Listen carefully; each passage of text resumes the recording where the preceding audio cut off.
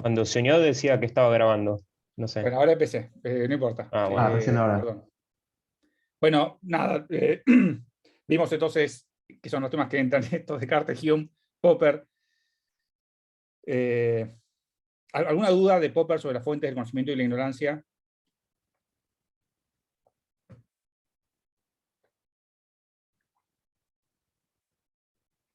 Bueno, una cosa que a veces aparece en los exámenes es una pregunta del siguiente estilo. Popper critica al historicismo marxista y al psicoanálisis por la misma razón. ¿Verdadero o falso? Justifique.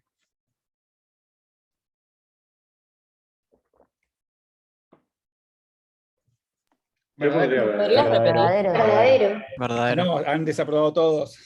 A ver, no, puede ser verdadero, pero a ver, la pregunta es, Popper critica por la misma razón al historicismo marxista y al psicoanálisis. Acá lo que habría que explicar, si quieren poner verdadero, tienen que decir así: esto es verdadero en el sentido de que las dos son teorías irrefutables. Sin embargo, lo que Popper dice es que el psicoanálisis es irrefutable por razones lógicas, porque dentro de la teoría involucra principios que son incompatibles, o sea, que pueden dar cuenta con cualquier evento disponible. Él da un ejemplo con un tipo de psicoanálisis que hoy ya medio como que nadie estudia, que es el psicoanálisis de Adler, que estaba basado no en la sexualidad, sino en lo que él llamaba, creo que algo así como un complejo de inferioridad. En fin, entonces, y Popper sigue diciendo, el historicismo marxista es algo distinto, porque Marx pensaba que estaba haciendo una teoría científica. De hecho separaba el marxismo científico del marxismo, lo que él llamaba el marxismo o el comunismo utópico, pero una vez que empezó a ver problemas predictivos con su teoría, se empezó a modificar la teoría, volviéndola irrefutable. Nada, eso por favor presten atención en las diferencias entre el historicismo marxista y el psicoanálisis, para responder esa clase de preguntas. ¿Qué más a veces aparece? Profe, yo en eso hubiera puesto Pregunta. verdadero por eso mismo o sea, hubiera dicho que las dos son irrefutables, o sea, hubiera estado bien en ese caso poner que son verdaderas. Hubiera estado regular, porque es cierto que lo que él dice, el matiz de diferencia que Popper introduce es que el psicoanálisis, tal como está construido hoy, que es súper interesante y que puede tener porciones verdaderas, es problemático porque es irrefutable, nació así, pero el historicismo marxista es algo distinto. Tenía refutaciones al comienzo de la teoría, cuando escribían Marx y Engels, esas predicciones, digamos, fueron refutadas, y eso hizo que se modifique la teoría de una manera tal que se volvió irrefutable. Básicamente lo que se hizo fue introducir de manera bastante programática la idea de conciencia de clase como una precondición para una revolución de proletariado. Y entonces, una vez que vos haces eso, medio que vaciás de contenido empírico a la teoría marxista. Entonces, nada, presten atención a esos pasajes de Popper para tratar de ver la diferencia un poco mejor. Perdón, inicialmente dijiste que en realidad sería falsa, o sea que si respondemos verdadero sería esta la justificación, y si fuese falsa, o si pusiéramos falso. No, el verdadero o falso, obviamente lo que importa es la justificación. Vos podés poner falso y explicar directamente esto que estamos diciendo, que el psicoanálisis es irrefutable por razones lógicas, el marxismo nació, o la historicismo marxista nació siendo refutable porque tenía predicciones, y después fue modificado de manera tal de convertir al conjunto en algo irrefutable. ¿Se entendió? Ok, sí, gracias. Bueno, el segundo texto de Popper es La ciencia, conjeturas y refutaciones. Bueno, presten atención acá al rol que juega la verdad en Popper. Recuerden que buscamos la verdad. Justamente el hecho de que busquemos la verdad explica por qué nosotros abandonamos las teorías que son refutadas. Si nos interesara solamente la utilidad, la seguiríamos obviamente conservando, pero no hacemos eso. Entonces, esto también es importante. La teoría de Newton es útil hoy. Sí. Sí, es súper útil. Increíblemente también la teoría de Aristóteles también es útil para algunas cosas. Si ustedes, el ejemplo típico es que si ustedes navegan seguían suponiendo que la Tierra está fija y las estrellas también están fijas, y eso es parte de la astronomía que se abandonó hace muchos cientos de años, que es la astronomía tolemaica. Entonces, de nuevo, hay que separar la utilidad de la verdad. Nosotros, obviamente que utilizamos, porque son útiles, un montón de teorías, pero como candidatos a conocimiento científico han sido abandonadas esas teorías porque han aparecido variantes que son comparativamente mejores. Entonces, por favor, no pierdan eso de vista. No es que lo único que importa es la predicción o la utilidad. No es así como ustedes se manejan. Ustedes quieren saber, creo yo, por qué diablos pasan las cosas. ¿Qué más de ese texto? Esto igual tienen que tener mala suerte para que aparezca, pero a veces increíblemente aparece. Hay un episodio que cuenta acá de unos astutos cachorros. Lo que él trata de mostrar con esto es que, acuérdense de la posición de Hume. Hume decía, aprendemos inductivamente, es decir, por repetición de experiencias pasadas, y Popper dice que aprendemos inductivamente.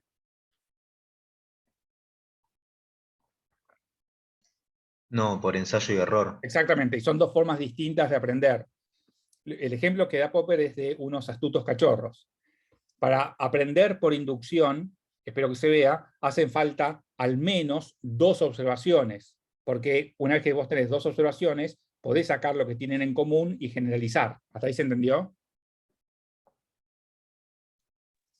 Sí.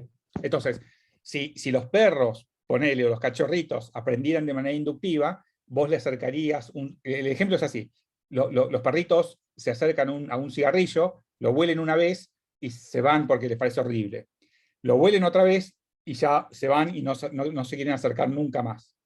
Eso se puede meter en el marco inductivista de Hume diciendo, bueno, claramente el perro es una tabula rasa, se acerca porque, qué sé yo, le llama la atención o lo que sea, y obtiene la primera premisa. Después obtiene una segunda premisa y ahí rápidamente generaliza y dice, siempre que me acerco al cigarrillo experimento una sensación horrible, y entonces se marcha. Pero lo que dice Popper es que en ese ejemplo hay cachorritos que aprenden a no acercarse nunca más a un cigarrillo después de solamente una vez. ¿Hasta acá se entendió? Sí. Si vos tenés solamente una experiencia, es muy difícil defender que eso sea incorporable al marco inductivo, porque el inductivismo requiere al menos 2 para establecer relaciones de semejanza. Y entonces, el hecho de que haya un cachorrito que aprende, digamos, con un solo caso, implica que quizás el proceso de conocimiento sea muy distinto. El perrito no es una tabula rasa. El perrito tiene un montón de conjeturas en la cabeza, digamos, entre ellas que quizás el cigarrillo sea algo comestible o lo que sea, y cuando se acerca, ¿qué hace con esa conjetura? La refuta. Se elimina. La La refuta. desecha. Entonces, con un solo caso, muchas veces hemos aprendido de la experiencia por refutación de conjeturas, y eso implica que la inducción no solamente es inválida desde el punto de vista lógico, sino que también que es horrible como modelo acerca de cómo conocemos nosotros u otras especies animales. Al parecer, el conocimiento proviene de también el ciego ensayo y error. Es la forma en la cual ustedes aprendieron a resolver un problema matemático. Probaron, al principio no les salía, imitaban, qué sé yo cuánto, y finalmente les salía la solución. Ese proceso, al parecer, es un descarte de conjeturas y no una observación pasiva como sugería Hume. Okay. Y de este texto también es pero súper importante entender bien el criterio de demarcación. Hay un par de ejercicios, creo que en una de las guías de lectura. Nada, revísenlos, discútanlos, si tienen dudas me pueden preguntar, pero sepan usar el criterio de demarcación. ¿Alguien se acuerda cuando una hipótesis es científica en principio? Cuando es falsable. Perfecto, cuando es falsable o refutable. Entiendan, por favor, la diferencia entre falsable y falsado. Son cosas distintas. ¿Cuándo una hipótesis es falsable o refutable? Cuando puede, digamos, ser desmentida por Sí. ensayo y error.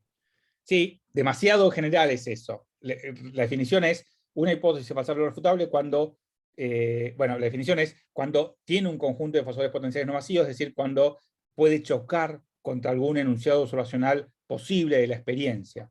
Recuerden, por favor, que refutable es una categoría lógica, no tecnológica ni empírica. Ustedes pueden determinar si, por ejemplo, los perros ladran, ¿es refutable? Sí. Sí, ¿por qué? ¿En qué condiciones usted diría me equivoqué? Que el Sí, Que podríamos perro encontrar maulle. un perro que no ladre. Bueno, un perro que maulle o que haga cuac o ese tipo de cosas, que es posible. Recuerden que posible acá significa imaginable. Si ustedes hacen eso, quiere decir que esa hipótesis sería, además de refutable, estaría refutada, etcétera, etcétera. Por favor, tengan en cuenta eso. ¿Qué más?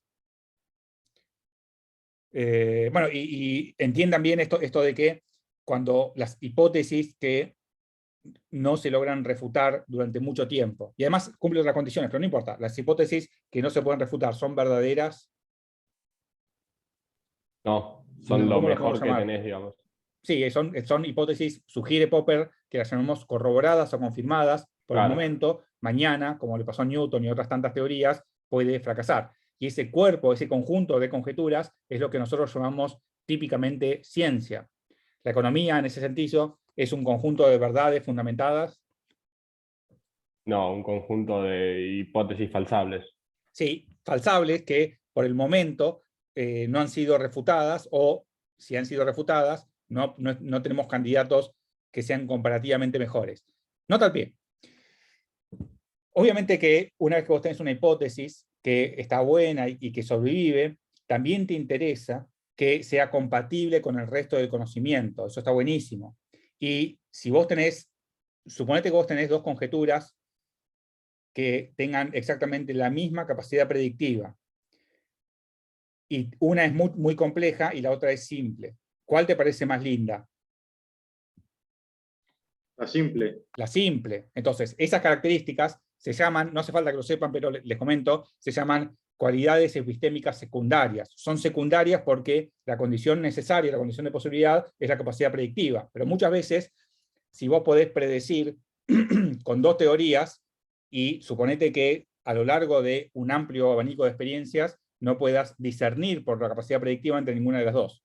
Cuando pasa eso, empiezan a jugar, digamos, esas cualidades epistémicas secundarias, que son que sea la teoría más simple posible, que sea la teoría más fructífera, en el sentido que te dé, que te pueda explicar un más amplio campo de fenómenos, y que además una teoría compatible con el resto de tu conocimiento científico. Cuando pasa eso, es como que decís, bueno, elijo esta. Obviamente que te puedes equivocar, como siempre, pero es lo que se suele hacer. Ok. El texto F53, el texto complejo, y sin embargo es uno, me temo, de los pilares del primer examen, así que por favor préstenle mucha atención. Temas que a veces entran, hagan la guía de lectura con cuidado. El ejemplo del trazo de tiza muchas veces entra. El mercado de cigarrillos o de aceite. Esta es una pregunta que me hicieron al final de la clase pasada y por ahí a veces aparecen versiones de esta, así que la comento. La industria aceitera de nuestro país tiene 3 empresas grandes. Eso implica que no podemos usar el modelo de competencia perfecta para la industria aceitera argentina. ¿Verdadero o falso? Falso. El problema Falso. que Falso. presentar- Es falso. Podemos usarla para un montón de situaciones. Obviamente que a veces los opuestos te pueden guiar, pero la prueba última, recuerden, es la capacidad predictiva. Si yo les pregunto cómo van a reaccionar esas empresas si vos les pones un precio máximo, bueno, yo en general diría, bueno, es muy posible que empiecen a bajar el aceite que tiran a la góndola, o que empiecen a cambiar los envases, bueno, en fin, todo ese tipo de cosas que ustedes ya conocen. Y si yo quisiera, lo que estoy haciendo es presuponiendo un comportamiento de competencia perfecta. Y si alguien me dice, chabón, tu análisis es horrible porque hay 3 empresas aceiteras y por lo tanto no puede ser de competencia perfecta, ¿qué le diría Friedman? Que no pueden juzgar un modelo por su capacidad predictiva, sino Ok. por el problema en sí que está estudiando. Pará, que ahí hubo un Justamente error. dice- No podés juzgarle un modelo por el realismo o irrealismo de los supuestos, sino que hay que juzgarlo por su capacidad predictiva en relación con el tipo de problema que vos querés resolver. Y acá el tipo de problema que vos querés resolver es, por ejemplo, cuál va a ser el impacto en precios y cantidades de una ley cualquiera, como una ley que los obligue a vender muy por debajo de los costos, etcétera, etcétera. Y, bueno, en fin. ¿Se entendió eso más o menos? ¿Y cómo sería verlos desde otro punto de vista entonces? A partir de otro problema. ¿Cuál sería un ejemplo? No sé, pero, ok.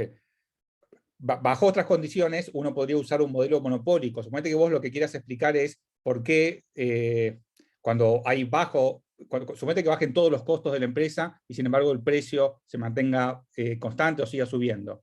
Uno podría, me parece a mí, usar un modelo de competencia perfecta o incluso modelos de teoría de los juegos para mostrar alianzas que puedan hacer entre ellas, pero lo que es importante es que si bien el hecho de que sean 3 empresas te puede llevar a esperar cierto tipo de resultados, no limitan de antemano el tipo de modelo que vos querés usar, porque los modelos en esta tradición no son intentos de describir o simplificar el mundo que está allá afuera, sino que son básicamente herramientas predictivas. Eso no implica que la teoría marshalliana sea un instrumento de predicción y nada más.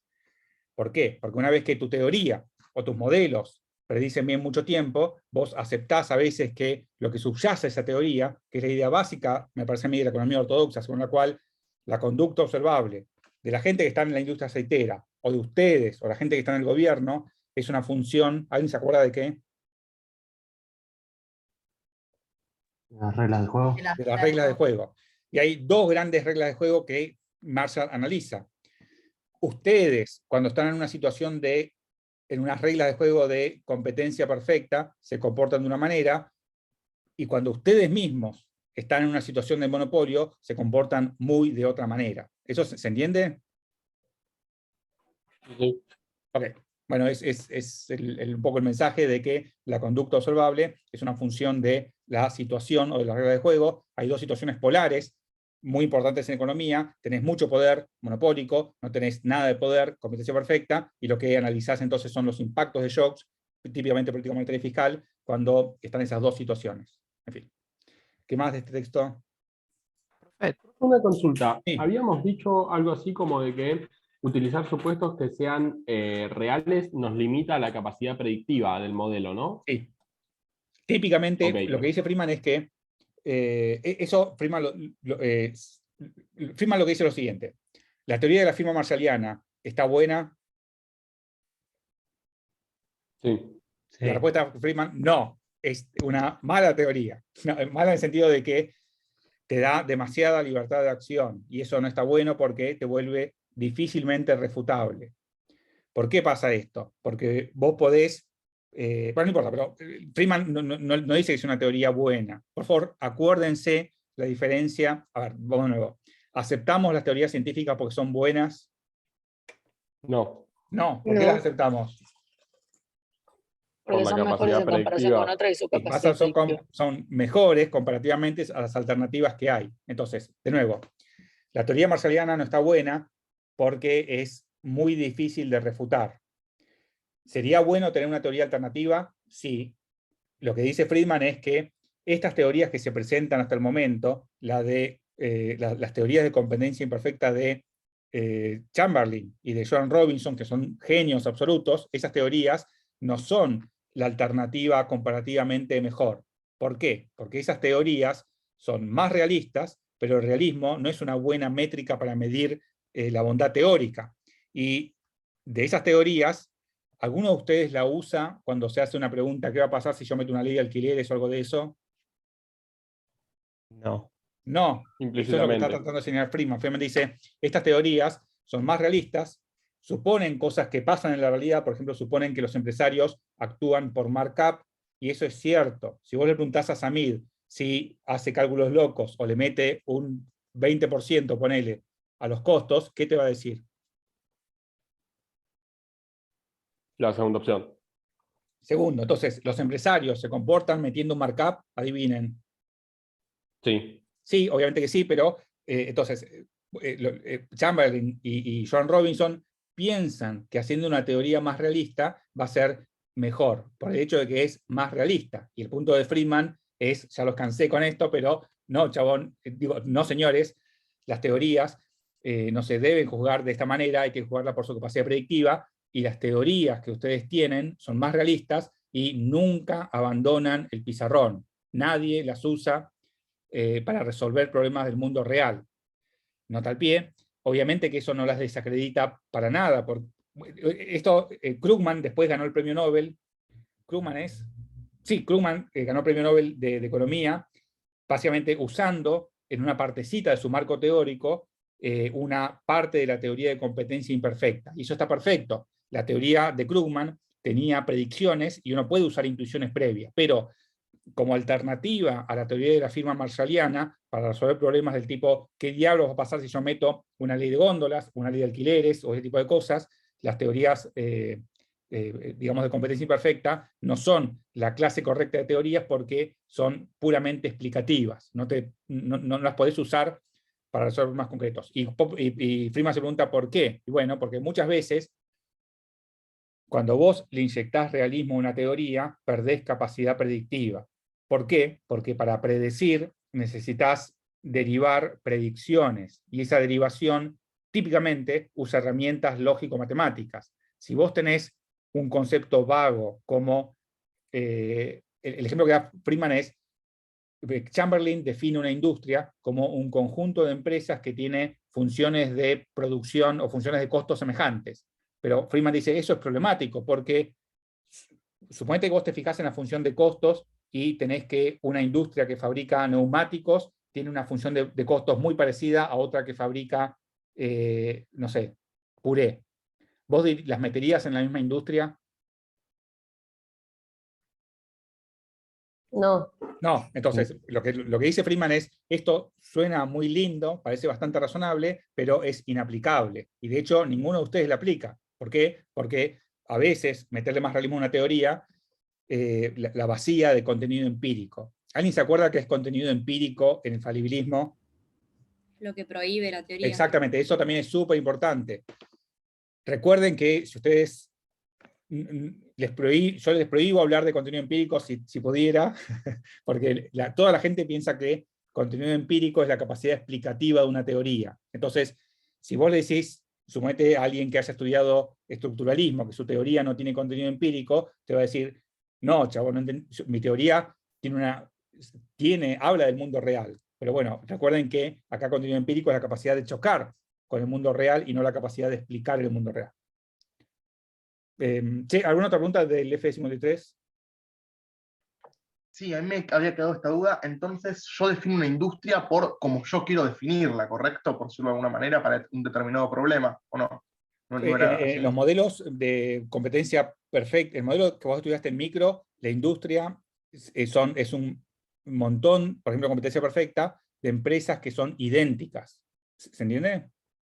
Perfecto, gracias. Eso es irrealista, porque déjenme preguntarles, ¿Coca-Cola es idéntica a Pepsi o a la Coca-Cola de día? No. En fin? No. Son No. distintas, pero para ciertos fines vos la podés, como analista, agrupar en una sola industria. Y eso, de nuevo, es básicamente la función de la teoría. En fin, eso. Una pregunta. Sí. Con respecto a esto que estaba diciendo de que, bueno, podemos determinar en sí el problema justo cuando lo tenemos, o sea, como hacíamos recién para visualizarlo como competencia perfecta o imperfecta, había un ejemplo en la nota de clase, no sé si justo se hace referencia a eso, que era el experimento, no me acuerdo cómo era el autor, pero el que da shocks eléctricos. Y que Milgram. Sí, pero yo de Milgram. sí, el experimento Milgram yo lo uso en la nota de clase para mostrar que esto de que la conducta observada es una función de las reglas de juego. Lo uso por varias cosas. Primero, porque mucha gente piensa que en las ciencias sociales no se pueden hacer predicciones ni experimentos, y ahí el experimento Milgram se refiere a una ciencia social que es la psicología. Claramente se pueden hacer experimentos y claramente se pueden refutar teorías. Entonces, nada, el experimento Milgram trata de mostrar no el tema del realismo y irrealismo, sino este principio general de la economía ortodoxa, según el cual la conducta observada, por ejemplo, cosas horribles como torturar. Piensen en los japoneses. Los japoneses, si ustedes viajan a Japón, van a encontrar que son es el pueblo más amable de la tierra, creo yo. Pero cuando invadieron China hace unos años, ¿cómo se comportaron? No, sí, los experimentos humanos después durante la Segunda Guerra Mundial y todas Bueno, esas sí, cosas. cosas horribles. De nuevo, es la misma raza, cultura, religión, las mismas personas incluso. En China también hay ejemplos, parece que hubo canibalismo en la época maoísta. Hoy esos mismos personas que hace un par de décadas o un poco más devoraban a sus vecinos son ciudadanos modelo. No importa, lo que quiero decir es que, al parecer, no- si nosotros vamos a Japón, decimos, mirá, qué distintos que son culturalmente a los argentinos. Pero lo que diría la economía es, chabón, no es la cultura, no es la raza, no es la religión, no es la historia, sino que, ¿qué cosa es?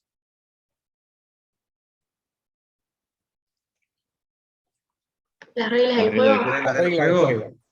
Otro ejemplo que yo daba también en una nota de clase es, y eso tiene una implicación horrible, espantosa, y es que ustedes pueden, bajo ciertas reglas de juego, si esa teoría está bien, pueden también torturar, que es lo que trata de mostrar justamente el experimento Milgram.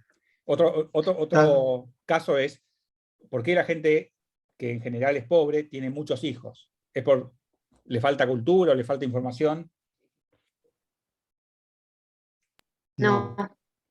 Bueno, lo que dice el malvado ortodoxo es que, bueno, quizás bajo ciertas circunstancias típicas, la respuesta óptima sea tener muchos hijos. Y ahí vienen los modelitos medio locos de Gary Becker, en donde muestra que en muchas...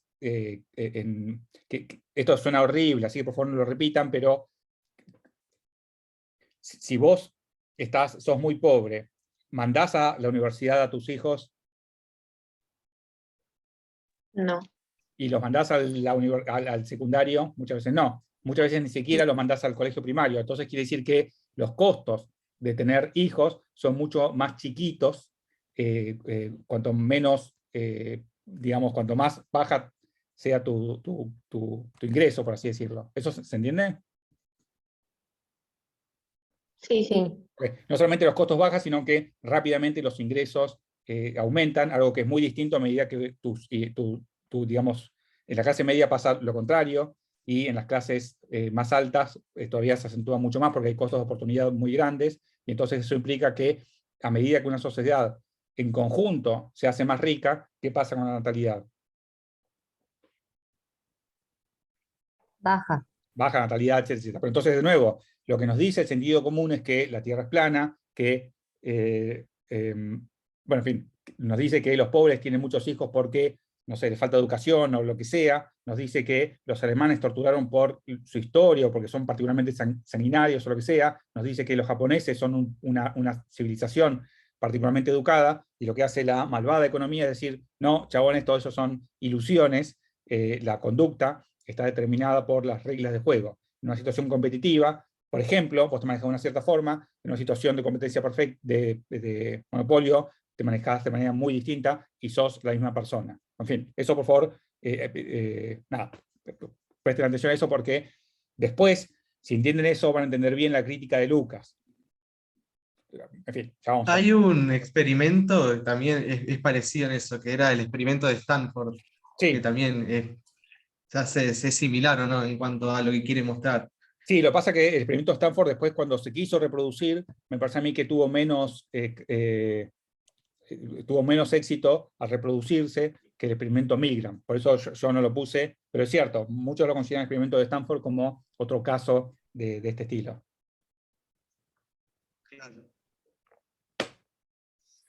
Ok, ¿qué más? Bueno, Alchian, texto horrible, pero que hay que entender. Acuérdense, por favor, de un error común, típico que aparece en Alchian es, Alchian dice que los empresarios actúan por ensayo, por azar. ¿Verdadero o falso? Falso. Falso. Nadie conoce a ningún empresario que se comporte al azar. Lo que dice es que nosotros, como teóricos, supóngase que ustedes tengan acceso a, no sé, los 100 empresarios, o los 10 empresarios, digamos, más exitosos que ha habido hasta el momento. El hecho de que hayan sido los 10 empresarios más exitosos, ¿te permite garantizar que en el futuro van a seguir siendo exitosos?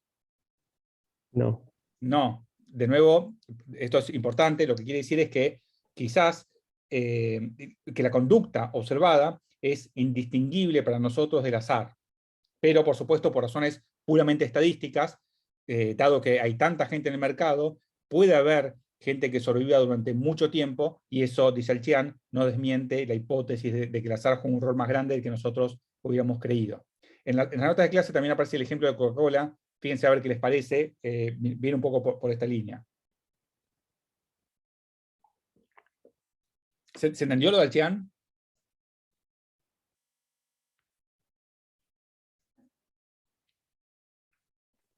Yo no entendí de lo de Chan en la actividad, ¿por qué que haya una mayor tasa de quiebre de las empresas generaría que haya un mayor éxito para las que son, para la economía en general? No, bueno, suponete que haya un país, Narnia, digamos, en donde las empresas sean todas estatales. ¿Las empresas estatales pueden quebrar?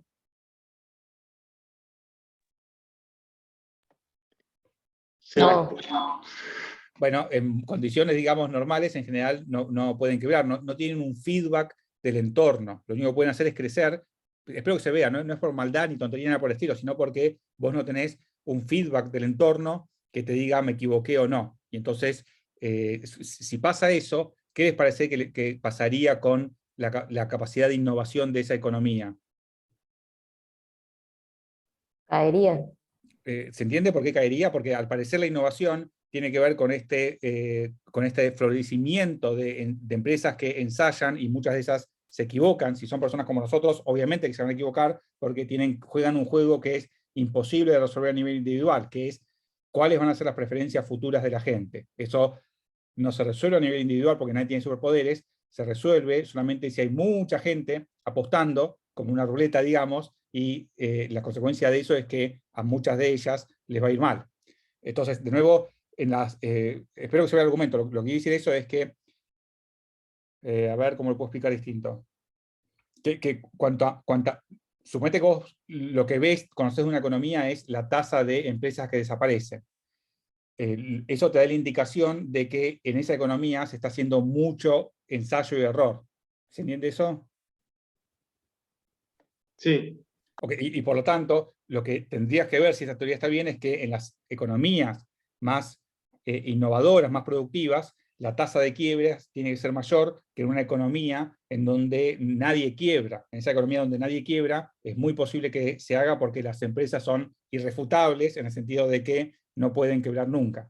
No sé si, bueno, espero que se entienda más o menos el argumento. Sí, se entendió perfecto. Okay. No, perdón. Profe. ¿Eso es porque Sí. mayor tasa de quiebras indica mayor tasa de intentos, por decirlo de alguna manera? Sí, cuando vos intentás muchas cosas, obviamente que vas a tener una tasa de quiebra o una cantidad de quiebras mayor. ¿Eso se entiende? Perfecto, muchas gracias, listo. No, está bien. Profesor, una consulta. Sí. Justo con la actividad 1 tengo una pregunta. ¿Nosotros la tenemos que enviar al mail que estuvimos mandando en las guías de lectura o al mail que dice arriba en el PDF de la actividad? No, mándelo a mi mail personal, diego-mw@gmail.com, y a Episte Weisman. Esos dos son los mails que hay que mandarlos. Ah, o sea, los 3 mails. No, solamente a dos, los voy a poner acá en el chat. Ah, ok, dale. Diego, Gracias. no, por favor. Profe, ¿podría repetir la idea de azar en Alchian, por favor? Sí, ahora lo repito. Gracias.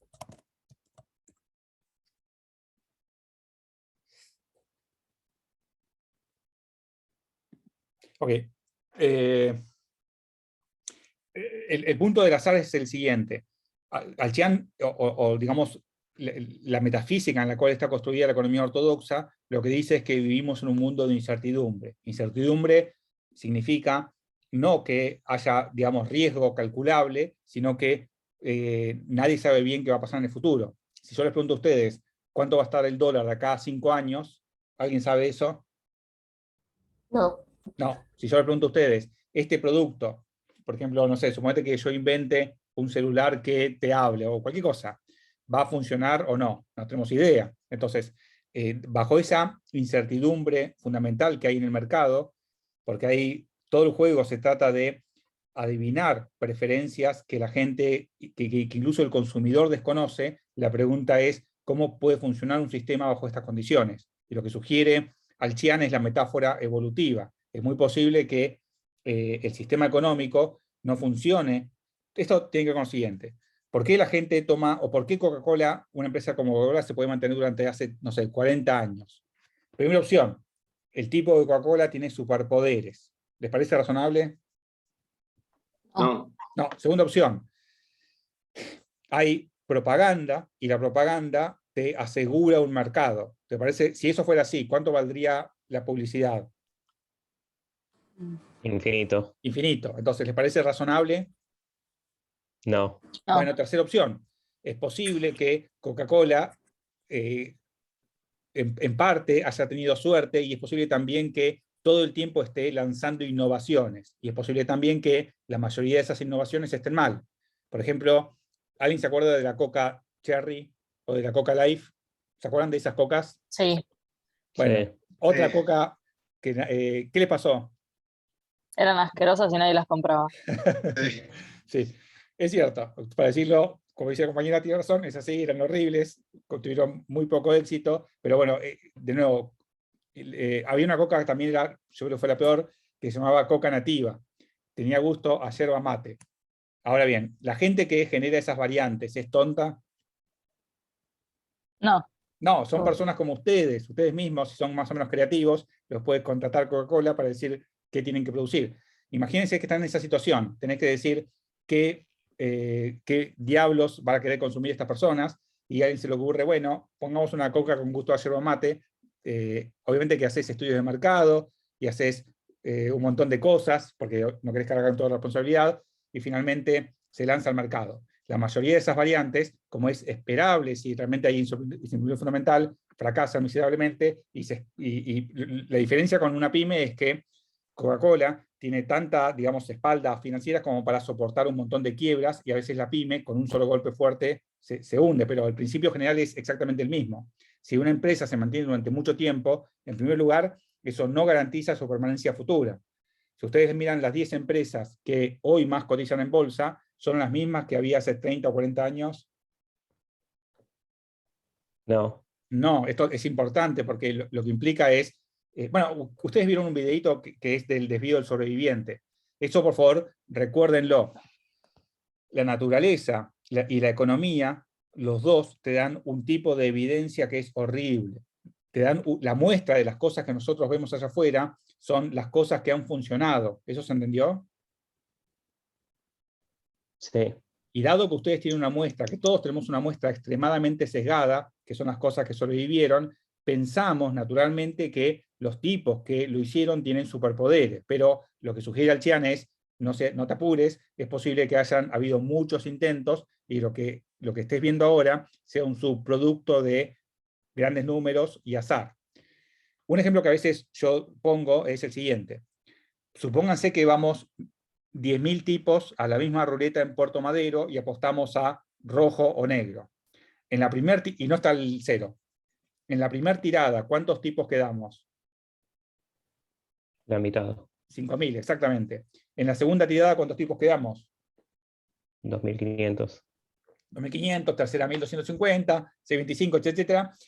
Y después de, eso quiere decir que después de 20 tiradas, hay gente que sigue jugando. Sí. ¿Esa gente tiene superpoderes? No. No, es importante. Esos tipos, por supuesto, que piensan que tienen superpoderes, y anda a convencerlo de que no. El tipo te dice, mirá, chabón, no me molestes, hace 20 o 50 veces que se está jugando, yo acerté todas. ¿Qué chances hay de eso? Bueno, te tenés que callar y tenés que ir, pero el economista, digo, si ustedes entienden la teoría estadística, entienden que eso puede ser un subproducto de los grandes números. ¿Eso se entendió? Sí, profe. Ok, perfecto. Entonces, si entienden ese argumento, entienden el rol que ocupa el azar en Alchian. Lo que quiere decir, digo, es posible. Había un tipo que se llamaba Sofovich, no sé, que al parecer Sofovich, él pensaba que tenía un método para ganar en la ruleta.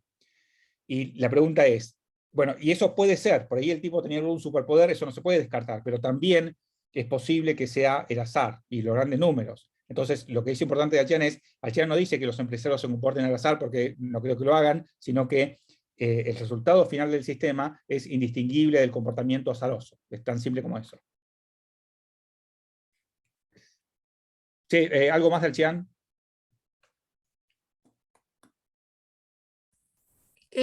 A mí me marea toda la parte en la que se pone a hablar del modelo de Borel, no sé si es muy importante, o sea, como que Sí, todo es esto lo importante. entendí, pero ese párrafo Sí. me mareó un montón. Sí, lo que pasa es que justo el ejemplo que pone suena medio raro traducido y además Alchian escribe, yo creo que el inglés no era su lengua materna, me parece, pero bueno, por ahí no hace falta que lo sepan perfecto, pero sepan más o menos que es un juego de azar que involucra tirar monedas y que después de muchos años sigue habiendo jugadores. ¿Se entendió eso?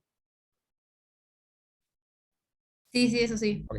Los jugadores, recuerden que cada uno de ellos está o podría estar convencido de que son unos grosos, unos genios, etcétera, etcétera, pero que también podría pasar que sea un artefacto de la estadística o de los grandes números. Una vez que García muestra esto, después dice, bueno, pero en la práctica los empresarios no se comportan al azar y eso está bien. ¿Por qué? Porque suponete que alguien aparezca con un teléfono revolucionario como fue el iPhone, ¿qué van a hacer las restantes empresas? Hacer iPhones. Pues Sí, marcas, hacer digamos. básicamente variantes parecidas al iPhone, que es lo que de hecho ocurrió, es decir, teléfonos con pantalla grande, etc. Esta conducta, que es conducta imitativa, es una estrategia empresaria razonable. Pero, de nuevo, nosotros como teóricos no podemos anticipar, y este es también algo importante que a veces aparece. Sobre la base, supóngase que ustedes tienen 10 empresas que han sobrevivido en los últimos años. ¿Eso implica que mañana van a sobrevivir? No. No, igual que pasa con las teorías o hipótesis científicas, igual que pasa con cualquier especie, etcétera, etcétera.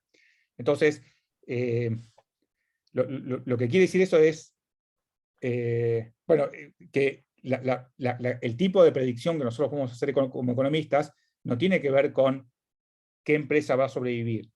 Si ustedes pudieran hacer eso, imagínense que ustedes se reciben de economistas y pueden ver un pool de empresas y decir, mira, estas tienen más chances de sobrevivir que las restantes. Si ese conocimiento existiera, ¿cuánto valdría? Muchísimo. Okay. ¿Se entiende el argumento? Entonces, nadie sabe hacer eso. Eso es un conocimiento que no puede estar presente. Lo que ustedes pueden saber como economistas es lo siguiente. Si yo meto un shock exógeno en el sistema, política monetaria o política fiscal, entonces las características promedio de la especie polilla o de la industria textil o la industria automotriz o lo que sea, va a reaccionar si sobrevive de esta manera. ¿Eso se entendió? Profe, Sí.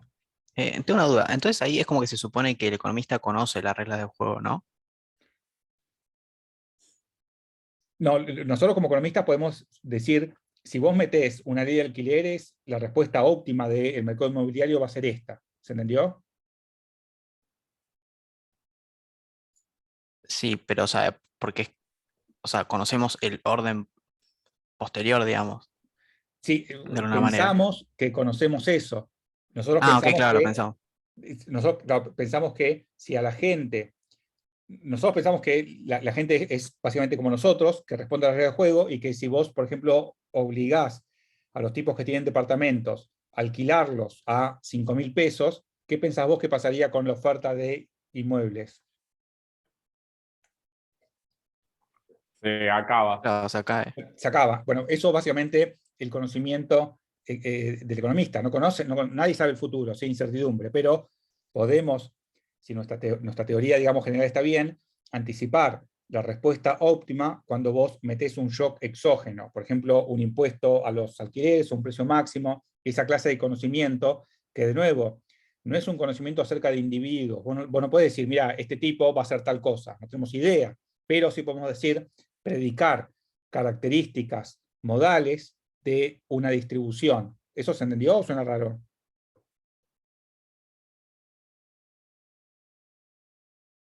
Sí, sí.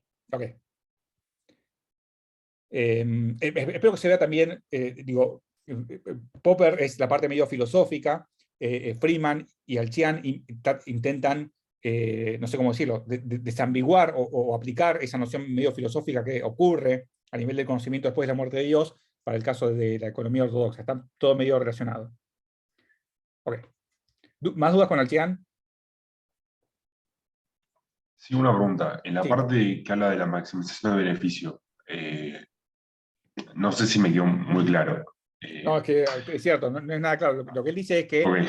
la maximización del beneficio, que vos no podés suponer que los empresarios, que la maximización del beneficio, dice él, no es una guía buena para la acción. ¿Por qué? Porque básicamente por el solapamiento de las distribuciones de probabilidad, nadie sabe bien qué acción maximiza el beneficio. ¿Se entiende? Ahora es consecuencia de no conocer las preferencias, digamos. Sí, lo que él dice es que si vos le decís a un empresario maximizar beneficios, el empresario va a decir, mirá, chabón, no sé, no hay forma de saber qué acción va a maximizar beneficio. Yo lo que quiero es obtener un beneficio positivo, y a algunos de ellos les va bien y a otros les va mal.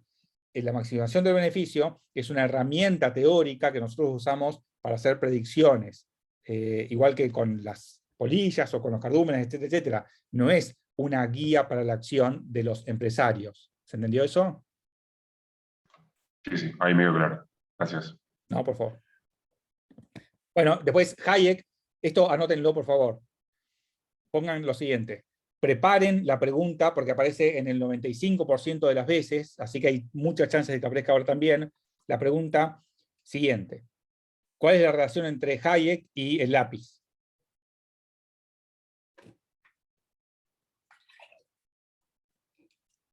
Piénsenla. ¿Y el lápiz? Es el videito de Friedman, ¿se acuerdan? Ah, ok, sí. Perfecto.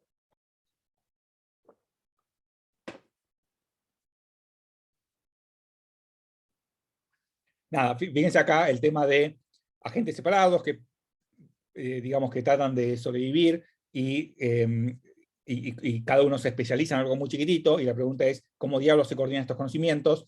Lo que responde Hayek, y también trata de reproducir Friedman, es, ¿los coordina un planificador central? No, ¿Quién los coordina? nadie.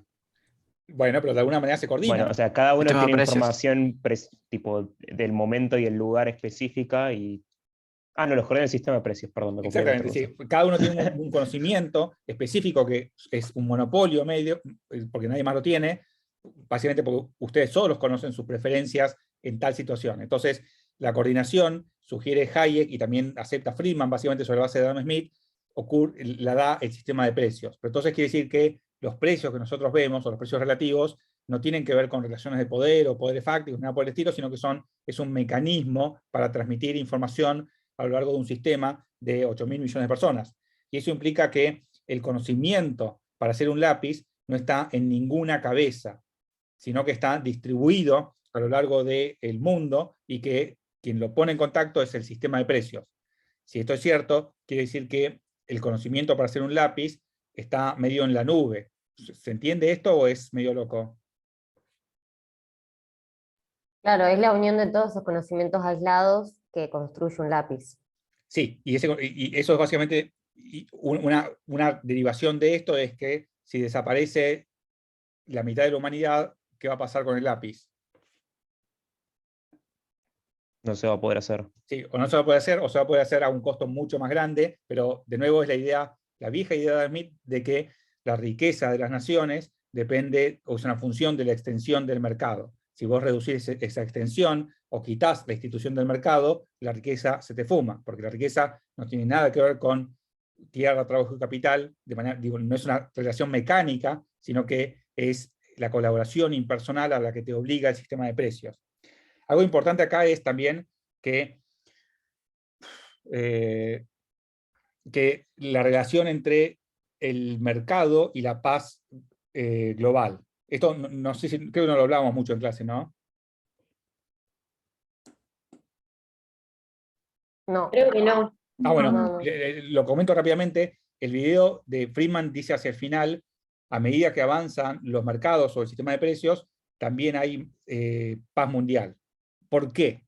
Porque esto tiene que ver con algo que por ahí más adelante sería bueno comentar, en esta tradición que empieza con el iluminismo escocés, con David Hume y también con Adam Smith,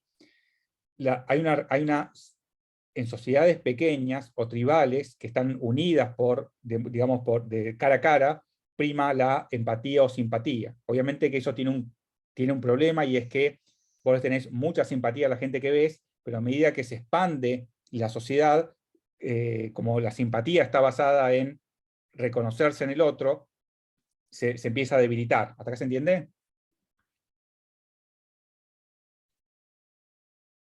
Sí. Y en el extremo se convierte en odio. Entonces, el punto es el siguiente. ¿Dónde hay más chances de guerra? ¿Entre países capitalistas liberales como Canadá o Estados Unidos, o entre países, digamos, precapitalistas? ¿Qué les parece a ustedes? O sea, me imagino que la conclusión va a ser en países capitalistas, pero no me termina de quedar claro si esto es por qué. Bueno, vamos a ver eso. Ok. En realidad la respuesta no es esa. ¿Se imaginan que haya una guerra entre Estados Unidos y Canadá? No. No. Y sin embargo, nos imaginamos que haya guerras en Medio Oriente o en África. ¿Hasta ahí se entendió? Sí. Bueno, esto, lo que tratan de demostrar, lo que sugiere Friedman es que esto a veces se conoce como la teoría de los arcos dorados. Los arcos dorados son obviamente McDonald's, y lo que dice la teoría es que no hay conflictos bélicos entre países que tengan McDonald's. Obviamente los dos tienen que tener McDonald's. ¿Por qué? ¿Las hamburguesas promueven la paz? No, lo que ocurre es que McDonald's se instala en países que tengan cierto desarrollo productivo para que haya público que consuma las hamburguesas, y cuando vos llegás a cierto desarrollo productivo, tu país está globalizado, y que esté globalizado quiere decir que las mismas empresas que están en un país también se han instalado en el otro país, como en Estados Unidos y Canadá. Todas las grandes empresas tienen filiales en las dos partes. ¿Hasta acá se entiende?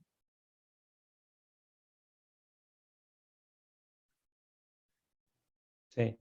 Imagínense ahora que Trump, que estaba medio loco, le hubiera querido hacer una guerra a Canadá. ¿Qué le hubiera dicho el señor de McDonald's?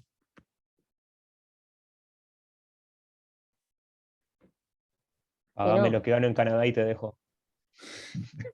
Yo pienso que le hubiera dicho, no, mirá, chao, no se te ocurra porque allá tengo un montón de activos. Entonces, lo que quiero decir esto es que a medida que la globalización y la interdependencia se incrementa, las chances de conflicto bélico disminuyen, no porque la gente se vuelva más buena, sino porque tienen fuertes intereses para que no se bombardee el otro país.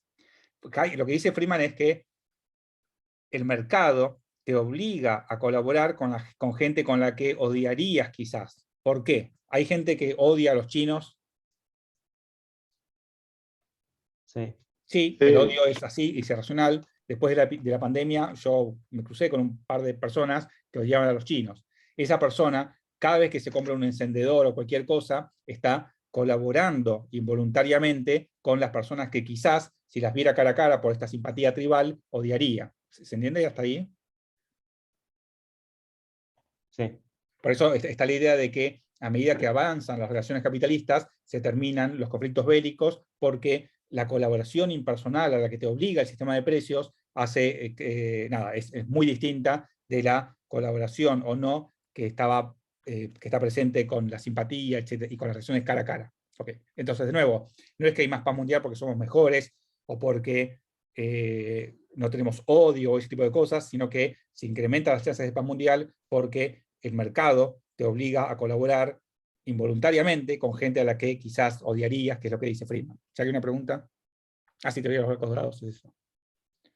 Bueno, nada, presten atención a esta idea, que es importante, me parece a mí, para entender por qué cada vez que alguien quiere meterse con el control de precios, el economista ortodoxo medio como que se agarra la cabeza, porque dice, ojo, chabón, que no estás interviniendo en la señal que usa el mercado para comunicar la información que está dispersa entre millones de individuos, etc. Algo que Hayek enfatiza es que esta información, como tiene que ver con movimientos de precios relativos, no se puede centralizar. Eso, por favor, presten atención, porque involucra algo que quizás veamos más adelante, que es la imposibilidad del cálculo socialista. ¿Por qué pasa eso? supóngase que ustedes tienen un planificador benevolente, que no tiene problemas de incentivos y que tiene además una supercomputadora con 64 GB de RAM, muy grosso. Y la pregunta es, ¿de qué manera esa persona con esa supercomputadora utilizaría o podría utilizar la información para generar una matriz en donde estén los productos que se tienen que fabricar, etcétera, etcétera? Y lo que trata de mostrar Hayek es que para esa información el mercado la utiliza con movimientos de precios relativos. Por ejemplo, aumenta el petróleo y ¿qué hacen las empresas que fabrican petróleo?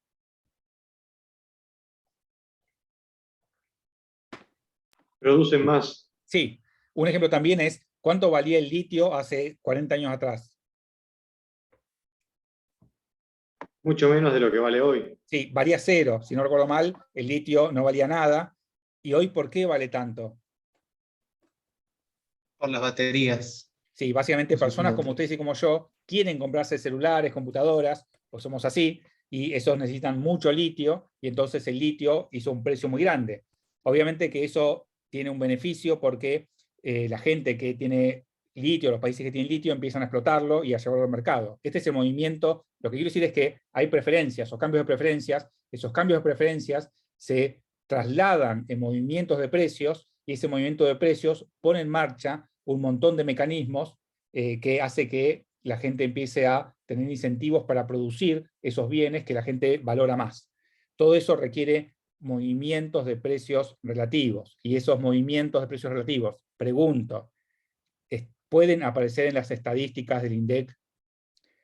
Lo que dice Hayek es, no, chabón, porque las estadísticas justamente agregan información, y cuando agregan información, todos esos movimientos que son los que transmiten información desaparecen. ¿Se entiende el argumento?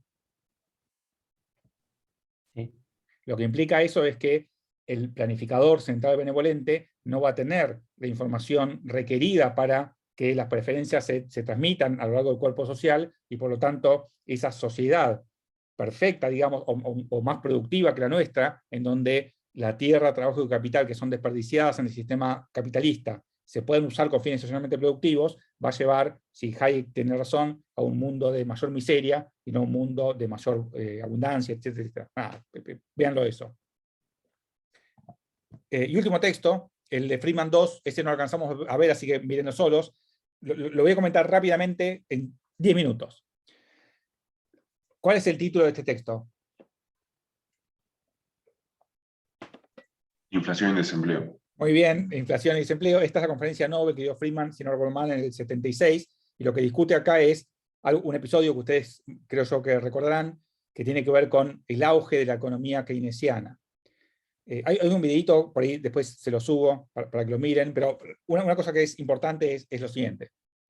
Primero, este Friedman 2 refiere a la macro, por favor no se confundan. El Friedman 1 refiere a la micro marshalliana y a las alternativas. Friedman 2 refiere a la macro. Primer punto. ¿Hay alguna diferencia, dice Friedman, entre las ciencias naturales y sociales? No. No, las dos usan el mismo método, que es resolver problemas, lanzar predicciones y obviamente quitar las hipótesis que estén peor, etc.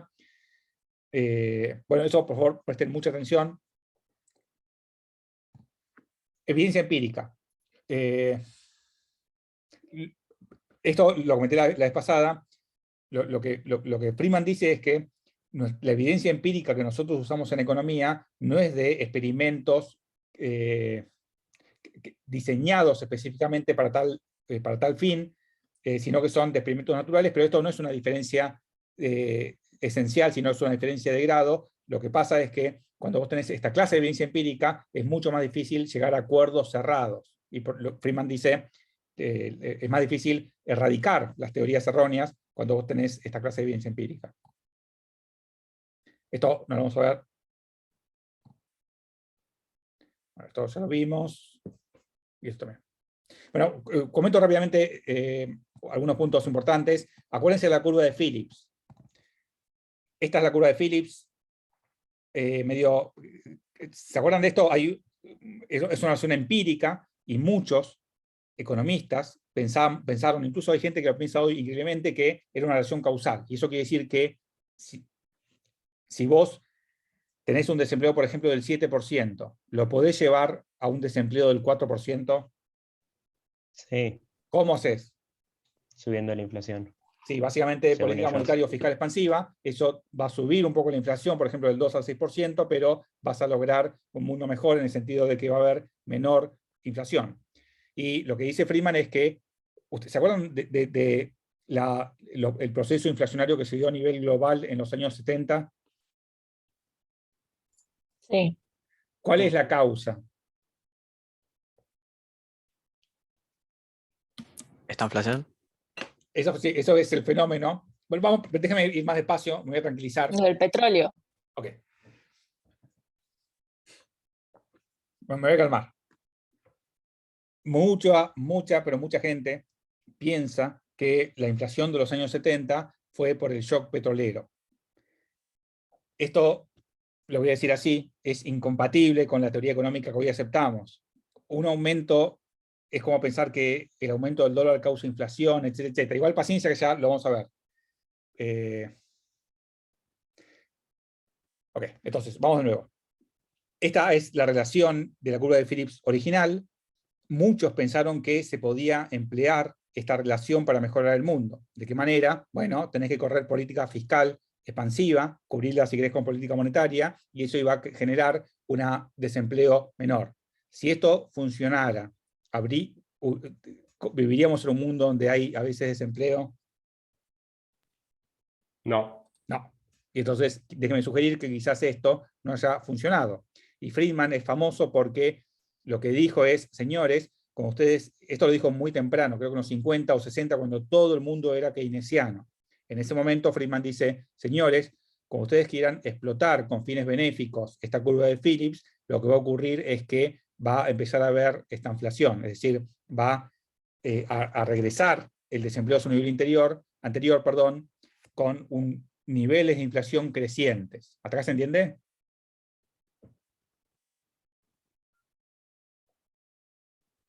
Sí, sí. Ok. Bla. Bueno, acá está la curva de Phillips del 50 al 59. Ponele que acá se ve bien que hay primero deflación y después una inflación del 6%. Del 60 al 69 ya sacaron la deflación, empieza en 0 y llega hasta 6. 70 a 73. Empieza en 3 y llega a 9. ¿Qué están notando acá?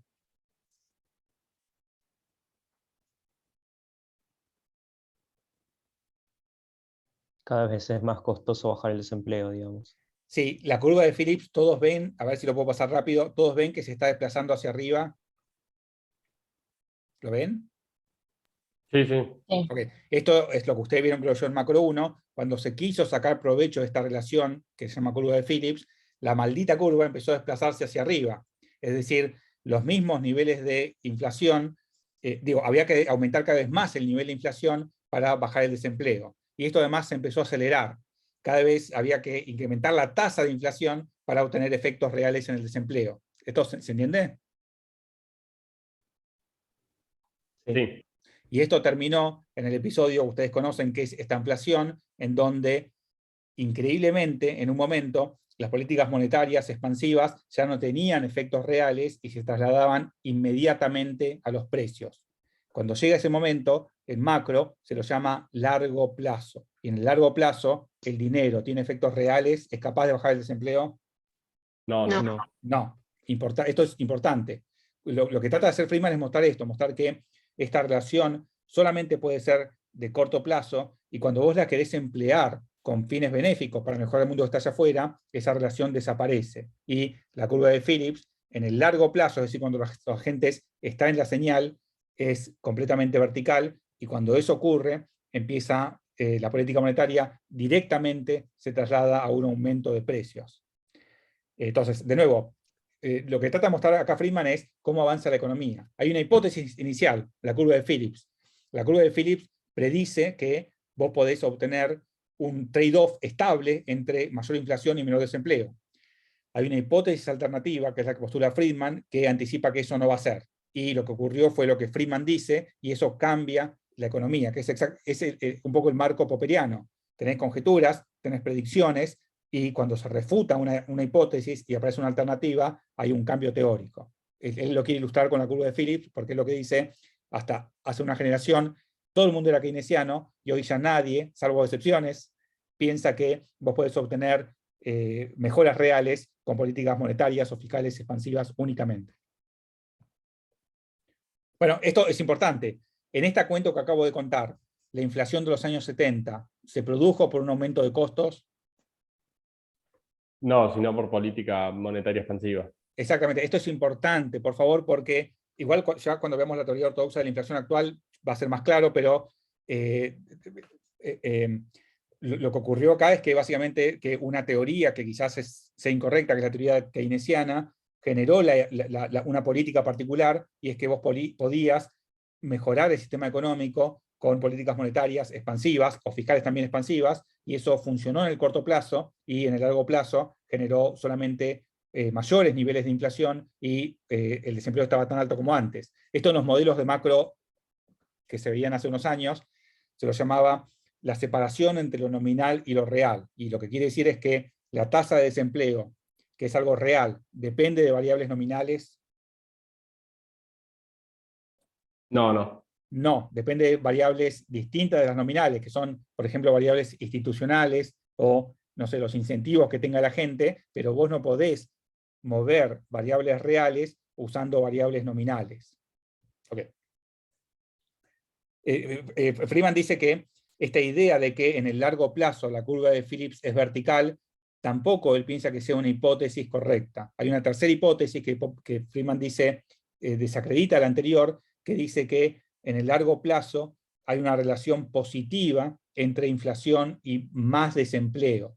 ¿Por qué? Porque en países donde hay muchísima inflación, ¿qué pasa con las señales de precios de las que hablaba Hayek? ¿Son mejores o peores?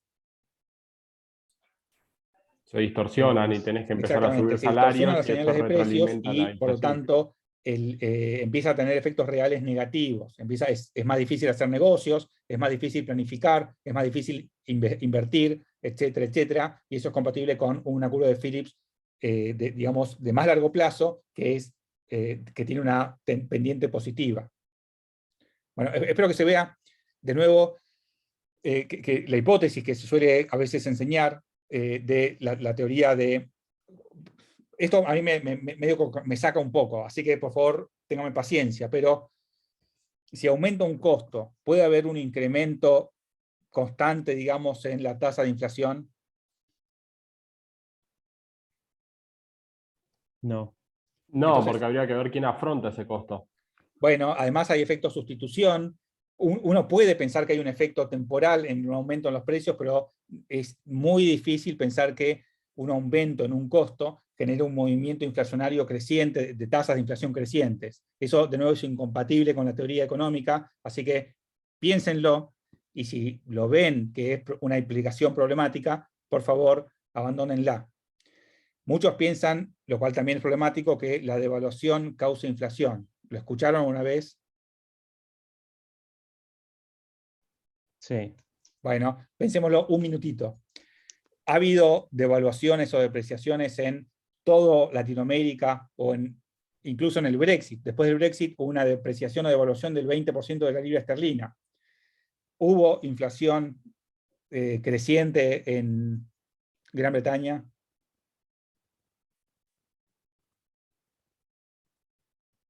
Pero generalmente lo que se dice con las devaluaciones no es que generan como shocks inflacionarios, tipo, no que lo mantienen en el tiempo, sino que son generalmente transitorios, y cuando ves gráficos así.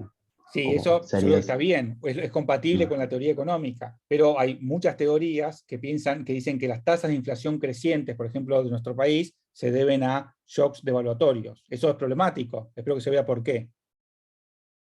¿Se entendió?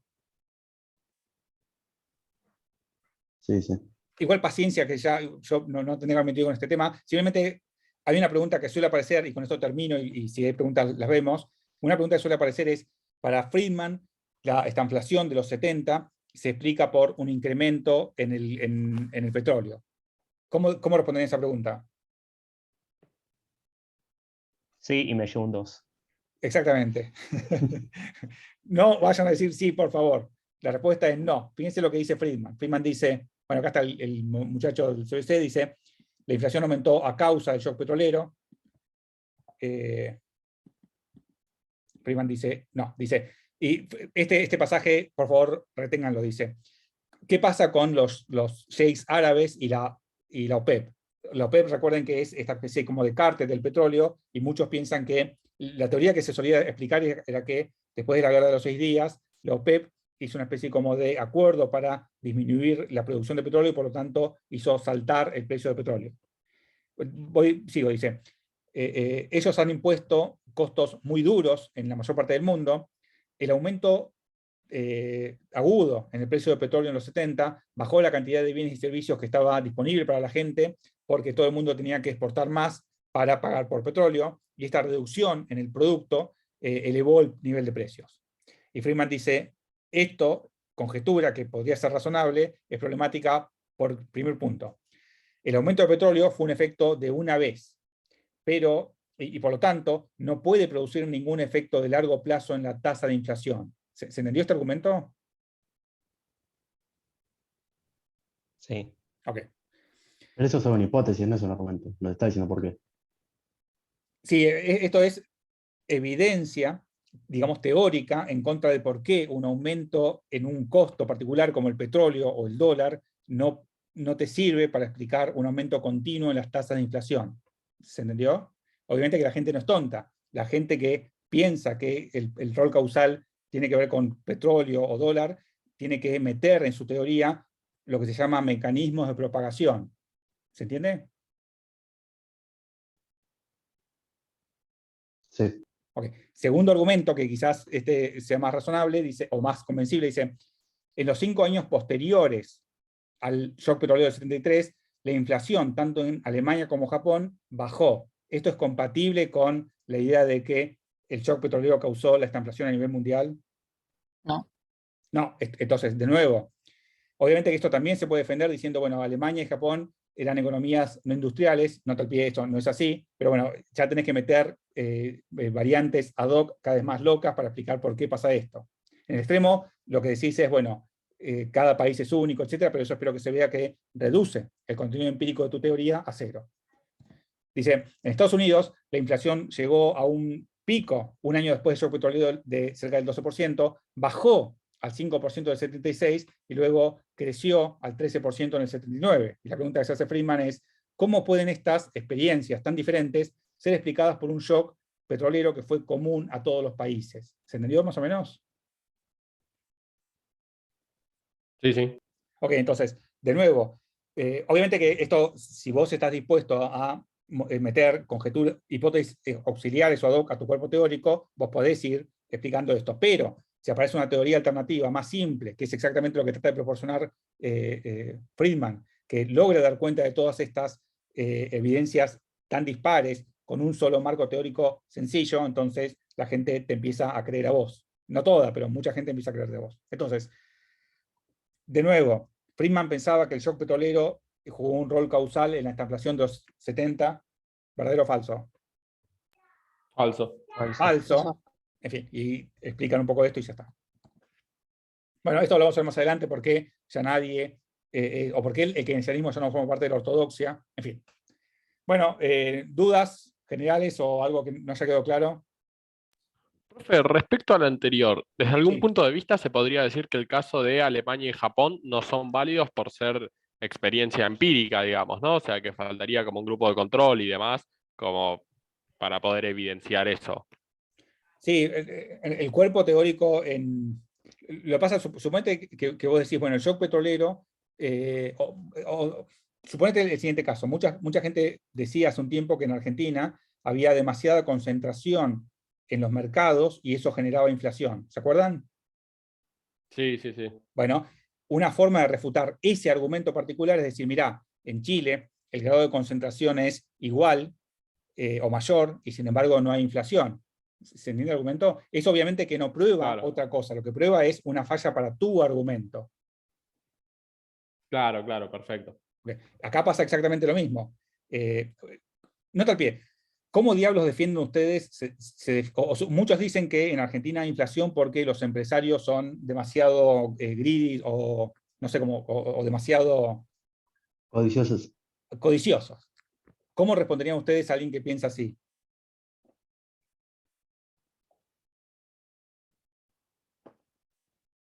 Bueno, Y que todos los empresarios son codiciosos, ¿o no? Bueno, uno puede decir, mirá, en los 90 habían los mismos empresarios, no había inflación, que en ese momento no eran codiciosos. Lo que estás haciendo es mostrando que una conjetura enfrenta problemas empíricos. Obviamente que no son fatales, porque alguien puede decir, sí, ahora son más codiciosos, pero bueno, claramente empieza a debilitarse el argumento. También puedes decirle, mirá, en otros países los empresarios también son codiciosos y no tienen inflación. Y ahí la persona tiene que decir, bueno, pero cada país es único y cada vez el argumento no es que desaparece, sino que empieza a ser cada vez menos creíble. Bueno, es lo que pasa en cualquier disciplina con los contraejemplos. Y en el caso extremo, vos tenés que decir, bueno, no me podés comparar Argentina hoy con Argentina en los 90, o Argentina con Chile, o Argentina con cualquier otro país, y estás diciendo que cada caso es único. Cuando llegaste a ese extremo, el contenido empírico de tu teoría es nulo. ¿Por qué? Porque se vuelve irrefutable. ¿Se entendió? Sí, sí, perfecto. Ok. ¿Alguna duda más? Yo no terminé de captarlo de por qué Milton Friedman decía de que el shock del petróleo no había causado un proceso de inflación. ¿Se refiere a inflación en términos relativos o no terminé de entender? Ok, en los 70 y 80 hubo una inflación generalizada a lo largo de todo el mundo. Ese es un dato. ¿Se entiende? También ocurrió que a principios de los 70 el petróleo aumentó mucho de precio. ¿Hasta ahí se entiende? Sí. Bueno, y mucha gente usa esa correlación como si fuera una relación causal. Piensa que el incremento generalizado de precios en muchos países en los 70 se debe a la causa, es ese shock petrolero. Y cuando vos le preguntás por qué, te dicen, bueno, vía costos. Lo que dice Friedman es que si eso fuera cierto, lo que deberíamos observar es que en Alemania y Japón, dos países dependientes del petróleo, también tendría que haber inflaciones. ¿Eso ocurrió?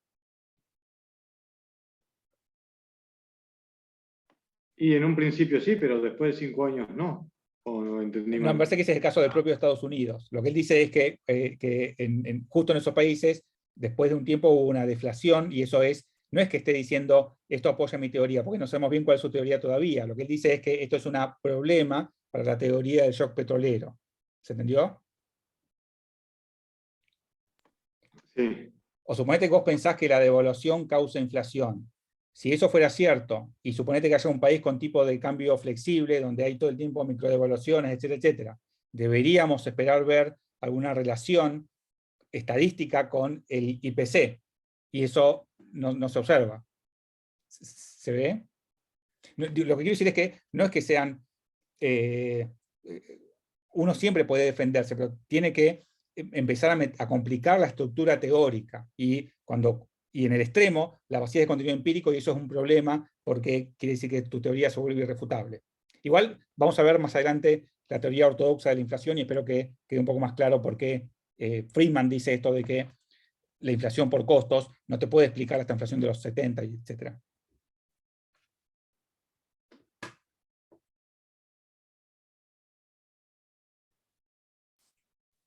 Pregunta. Con respecto, o sea, si tenemos que hablar en este caso del agente representativo, entonces la idea principal sería hablar no de un individuo en específico ni eso, sino de un agregado, y cuando hablamos de firmas, no hablar de firmas, sino de la industria. Eso sería lo más importante, ¿no? Sí, lo que pasa es que, acordate de micro, vos lo que veías es teoría de la firma, ¿se entiende? Sí. Pero si vos pensabas ingenuamente que vas a aprender cómo se comporta una empresa particular, rápidamente te ibas a desengañar, porque claramente eso no describe el comportamiento de una empresa particular. Entonces hay que entender que cuando vos estudias la teoría de la firma en micro, lo que te están tratando de mostrar es cómo se va a comportar la firma representativa. La firma representativa, igual que la póliza representativa, no es un intento de simplificar o describir las pólizas reales, sino que es una ficción que se usa para hacer predicciones acerca de cómo van a ser las características modales o estadísticas, digamos, de un agregado cuando vos le metés un shock exógeno. Por ejemplo, Si las paredes de Europa se vuelven rojas, ¿cuál es la conducta óptima de la polilla representativa?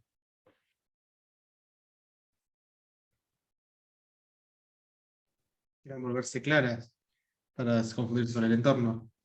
Sí, pero si las paredes son rojas, yo creo que la conducta óptima es volverse medio rojas, ¿se entendió? Claro. Ok, entonces, eso vos lo obtenés con un modelo muy loco, muy realista, donde supones una polilla representativa que maximiza sus chances de fitness con entorno, que puede cambiar sus alas, etcétera, etcétera. Todo eso no describe a ninguna polilla, es un artefacto ficcional que usamos para responder preguntas predictivas. Cuando esas preguntas predictivas son bien respondidas, digamos, eso nos da confianza en que el mundo está atravesado por incertidumbre fundamental, en donde hay agentes que prueban cosas y que la conducta se explica básicamente por las reglas de juego, que es un poco la metafísica medio loca de la ortodoxia.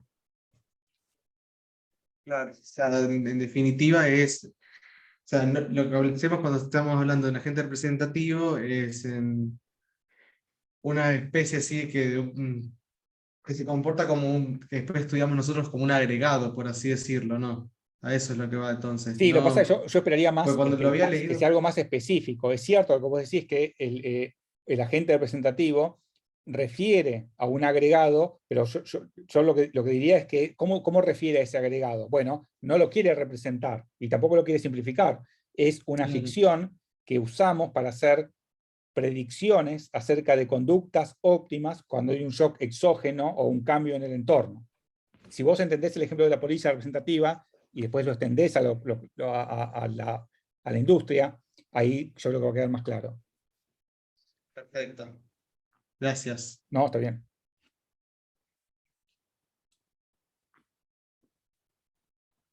A mí me quedó una duda acerca del primer texto de Friedman. Si Sí. podemos repasar un poco el ejemplo ese de la tiza, la analogía.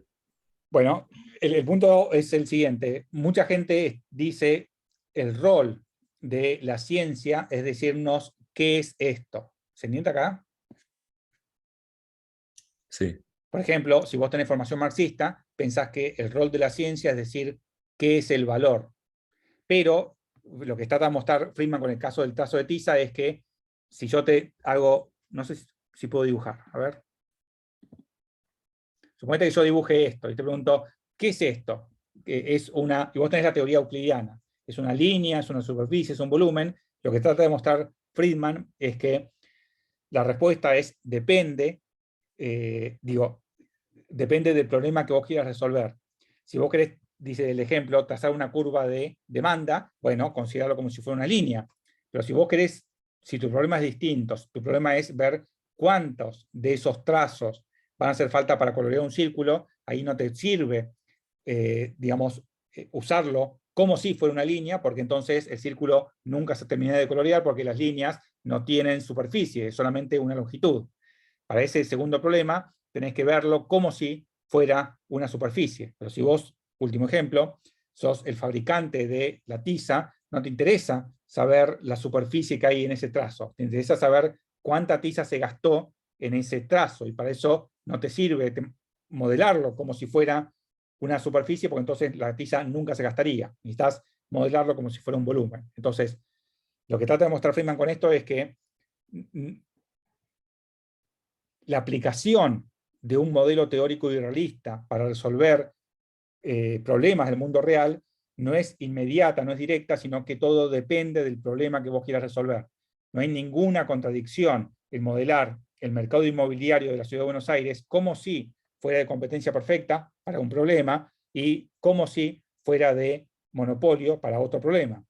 No hay ninguna contradicción en suponer que el ser humano está guiado por la simpatía o la empatía para resolver un problema, por ejemplo, las conexiones cara a cara, y modelarlo como si fuera movido solamente por el autointerés para resolver otro problema, por ejemplo, las relaciones de mercado. ¿Se entendió? Sí, sí, sí. Ok. ¿Podrías, por favor, volver un segundo a la diapositiva anterior? A ver. La verdad que no sé si puedo. Para.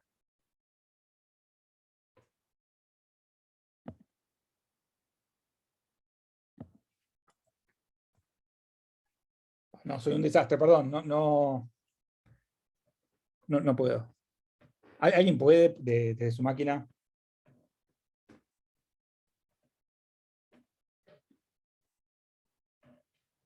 Está bien, no hay problema, si no después lo veo en el video. Sí, muy inútil. Bueno, perdón, no, la verdad es que... Profe, sí, ¿vas a subir las PPT? ¿me falta alguno? Ah, ¿ya la subiste? No sé. Ah, ok, ok. Acá, Ah, para. Si falta alguno, avisen. Y yo creo que subí la clase... pará. ¿Dónde están subidas?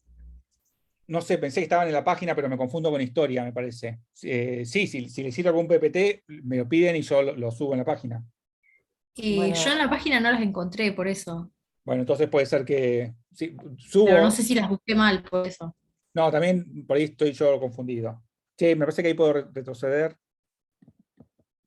Esto, acá, el compañero... ¿Esto decías? Eso, sí, gracias. Ah.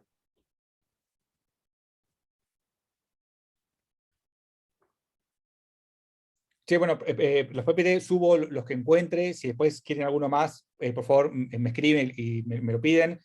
El examen, hay una parte que es choice, es muy sencilla, es solamente, vale poco, vale creo que 2 puntos, pero es porque ustedes haciendo el choice, como hay una alta correlación después con la parte de desarrollar, en general les da un feedback medio inmediato de cómo les fue.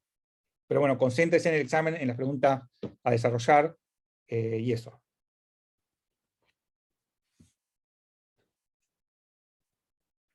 Bárbaro, profe, gracias. No, está bien. Che, bueno, suerte entonces. Recuerden que si tienen dudas de último momento, el lunes yo voy a estar por la facultad, así que me pueden escribir hasta el mediodía. Disculpa que y interrumpa. juntamos. Sí. Se me acaba de ocurrir una. Cuando hablamos del orden espontáneo, ¿a qué nos referimos con regla? O regla simple, como dice la actividad. Bueno, acuérdense del videíto de este muchacho, lo que él trata de separar es lo complicado de lo complejo. Suponete que vos tenés un cardumen de peces. Esa especie como de bola es un fenómeno, pregunto, ¿complicado o complejo? Complejo. Sería complejo porque hay individuos que son muy parecidos entre sí, que son los peces, que siguen una regla simple, que es tratar de estar en el medio de los peces, básicamente porque eso te favorece para que no te coman a vos y coman a otro, y a partir de esas reglas simples se genera un resultado que ninguno de los individuos planificó. Esto es importante. Ese orden, que es el cardumen, no se generó porque haya un pez central que le diga a cada uno dónde ubicarse, sino que es el epifenómeno, la consecuencia inesperada de la acción voluntaria, autointeresada de cada pez que no quiere que lo coman. ¿Se entendió eso? Sí, clarísimo. Eso es lo que define a un fenómeno complejo y es básicamente la analogía con el sistema de precios. Y nosotros somos parecidos a los peces, metemos en muchos factores y lo que ocurre en el mercado no ocurre por el designio de algún planificador central ni por formulas quizás, sugiero, por formulas de precios o por poderes fácticos, sino que ocurre a espaldas de individuos como usted dice, como yo, a los cuales modelamos como si siguieran una regla simple que es maximizar algo, X, como su beneficio o su utilidad o lo que sea. Eso es lo que ustedes se la pasan haciendo en un montón de materias. A ver qué pasa cuando vos maximizás X sujeto a ciertas restricciones, ¿no?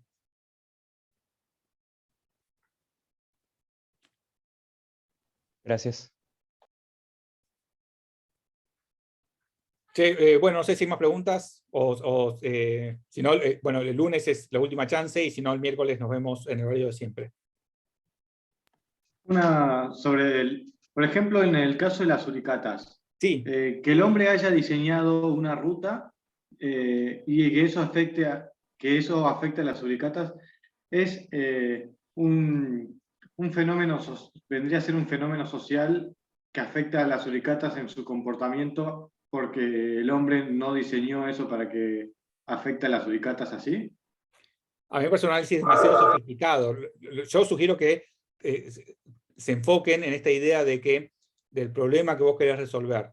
El punto de Popper es que una teoría o un modelo no es un conjunto de ecuaciones.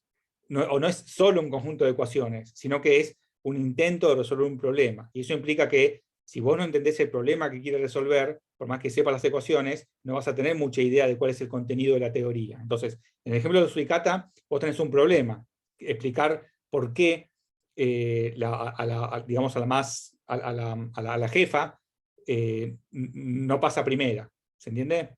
Y para resolver ese problema, haces ese modelito. ¿El modelo de la suricata es realista o irrealista? Irrealista. Completamente irrealista. Las suricatas no son partículas girando aleatoriamente, ¿no?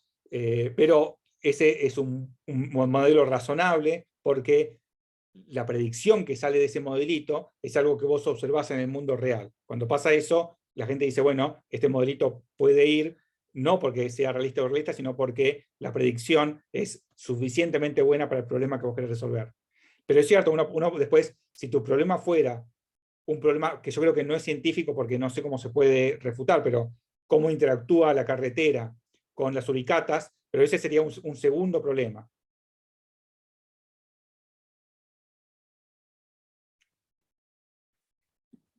Ok, gracias. No, está bien. Sí, bueno, lean, vayan y nos vemos el miércoles o si no el lunes, los que tengan alguna duda de último momento. Perfecto, muchas gracias, profe. Nos vemos, chicos. Gracias, profe. Chao, chao. Chao, gracias. Chao, profe, gracias.